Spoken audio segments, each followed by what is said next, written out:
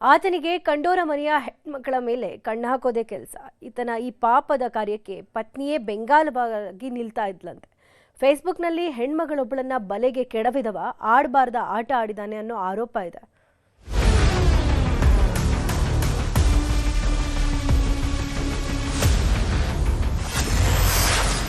ಗಂಡನ ನವರಂಗಿ ಆಟ ಹೆಂಡತಿಗೆ ಕೊಟ್ಟಿದ್ಲು ಬೆಂಬಲ. ಕಿಲಾಡಿ ಜೋಡಿ ಬ್ಲ್ಯಾಕ್ ಮೇಲ್ ವೀರನಿಗೆ ಬಿತ್ತು ಬೇಡಿ. ಜಗತ್ತಲ್ಲಿ ಇಂತಹ ಗಂಡ ಹೆಂಡತಿಯು ಇರ್ತಾರ ಅನ್ನೋದಕ್ಕೆ ಇವರೇ ಜೀವಂತ ಸಾಕ್ಷಿ ನೋಡಿ. ಗಂಡನ ನಡತೆಯಲ್ಲಿ ಸಣ್ಣ ಬದಲಾವಣೆಯಾದ್ರೂ ಹೆಂಡತಿಯರು ರಣಚಂಡಿ ಆಗ್ತಾರೆ. ತನ್ನ ಸ್ಥಾನಕ್ಕೆ ಇನ್ನೊಬ್ಬಳು ಬರ್ತಾಳೆ ಅಂತ ಗೊತ್ತಾದ್ರೆ ಸಂಸಾರವನ್ನೇ ಸರ್ವನಾಶ ಮಾಡಿಬಿಡ್ತಾರೆ. ಆದ್ರೆ ಈಕೆ ಸಿಕ್ಕಾಪಟ್ಟೆ ಡಿಫ್ರೆಂಟು. ಗಂಡನ ಮನೆಹಾಳ್ ಕೆಲ್ಸಕ್ಕೆ ಪತ್ನಿಯೇ ಸಾಥ್ ಕೊಟ್ಟಿದ್ಲು. ಪಕ್ಕದ ಏರಿಯಾದ ಆಂಟಿಯ ಬಾಳಲ್ಲಿ ಎಂಟ್ರಿ ಕೊಟ್ಟವ ಆಡಬಾರದ ಆಟ ಆಡಿದ್ದ. ಕೊನೆಗೆ ಕತ್ತಲ ರಾತ್ರಿಯ ವಿಡಿಯೋ ಮಾಡ್ಕೊಂಡು ಕೊಡಬಾರದ ಕಾಟ ಕೊಡ್ತಿದ್ದ. ಗಂಡನ ಈ ಮನೆಹಾಳ್ ಕೆಲಸಕ್ಕೆ ಪತ್ನಿಯೇ ಬೆಂಗಾವಲಾಗಿ ನಿಂತಿದ್ದಾಳಂತೆ.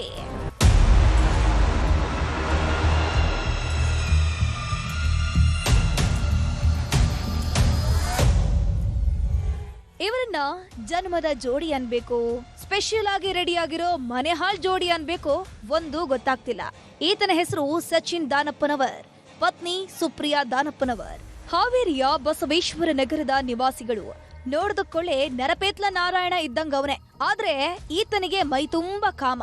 ಹೀಗಾಗಿ ಕೆಲ ತಿಂಗಳ ಹಿಂದೆ ಹೆಣ್ಮಗಳೊಬ್ಳಿಗೆ ಫೇಸ್ಬುಕ್ ನಲ್ಲಿ ಫ್ರೆಂಡ್ ರಿಕ್ವೆಸ್ಟ್ ಕಳಿಸಿದ್ದ. ಆ ಹೆಣ್ಮಗಳು ಕೂಡ ಈತನ ಪಕ್ಕದ ಏರಿಯಾದವಳು. ಹೀಗಾಗಿ ನಮ್ ಕಡೆಯವನೇ ಅಂತ ಅಕ್ಸೆಪ್ಟ್ ಕೂಡ ಮಾಡಿದ್ಲು. ಅಲ್ಲಿಂದಲೇ ನೋಡಿ ಇವನ ಕಾಮದ ಕಳ್ಳಾಟ ಶುರುವಾಗಿದ್ದು. ಹಾಯ್ ಹೆಲೋ ಅಂತ ಶುರು ಮಾಡಿದವ ಸ್ನೇಹದ ಹೆಸರಲ್ಲಿ ಪರಿಚಯ ಮಾಡ್ಕೊಂಡಿದ್ದ. ದಿನಗಳು ಉರುಳ್ತಾ ಇದ್ದಂತೆ ಇದೇ ಸ್ನೇಹ ಹಾಸಿಗೆವರೆಗೂ ಬಂದು ನಿಂತಿತ್ತು. ಹೆಣ್ಮಗಳನ್ನ ಹುರಿದು ಮುಕ್ಕದವ ತನ್ನ ಕಾಮದಾಟವನ್ನ ವಿಡಿಯೋ ಮಾಡ್ಕೊಂಡಿದ್ದ. ಯಾವಾಗ ಕತ್ತಲೆಯ ಕಳ್ಳಾಟ ಇವನ ಮೊಬೈಲ್ ಸೇರ್ತೋ ಅದನ್ನೇ ಅಸ್ತ್ರ ಮಾಡ್ಕೊಂಡಿದ್ದಾನೆ. ನಾನು ಕರ್ದಾಗ ಬರ್ಬೇಕು, ಇಲ್ದಿದ್ರೆ ನಿನ್ ಗಂಡನಿಗೆ ಕಳಿಸ್ತೀನಿ ಅಂತ ಬ್ಲ್ಯಾಕ್ ಮೇಲ್ ಮಾಡ್ತಿದ್ನಂತೆ. ದುರಂತ ಅಂದ್ರೆ ಗಂಡನ ಕಾಮದ ಕೂಪದಲ್ಲಿ ಈತನ ಹೆಂಡತಿಯದ್ದೂ ಪಾಲಿದ್ಯಂತೆ. ಗಂಡನ ಪಾಪದ ಕೆಲಸಕ್ಕೆ ಸಾಥ್ ನೀಡಿದವಳು ಅಮಾಯಕ ಹೆಣ್ಮಗಳಿಗೆ ಬೆದರಿಕೆ ಹಾಕ್ತಿದ್ಲಂತೆ. ಯಾವಾಗ ಸಂತ್ರಸ್ತೆ ಇವಳ ಮಾತಿಗೆ ಒಪ್ಲಿಲ್ವೋ ಪಾಪಿ ಸಚಿನ್ ಫೋಟೋಗಳನ್ನ ಆಕೆಯ ಗಂಡನಿಗೆ ಶೇರ್ ಮಾಡಿದ್ದ. ದಿಕ್ಕು ಕಾಣದಂತಾದ ಕುಟುಂಬ ಹಾವೇರಿಯ ಸೆನ್ ಕ್ರೈಮ್ ಪೊಲೀಸ್ ಠಾಣೆಯಲ್ಲಿ ದೂರನ್ನ ದಾಖಲಿಸಿದೆ. ಹೀಗಾಗಿ ತನಿಖೆಗಿಳಿದ ಖಾಕಿ ಪಡೆ ಆರೋಪಿಗಳ ಕೈಗೆ ಕೋಳ ತೊಡಿಸಿದೆ.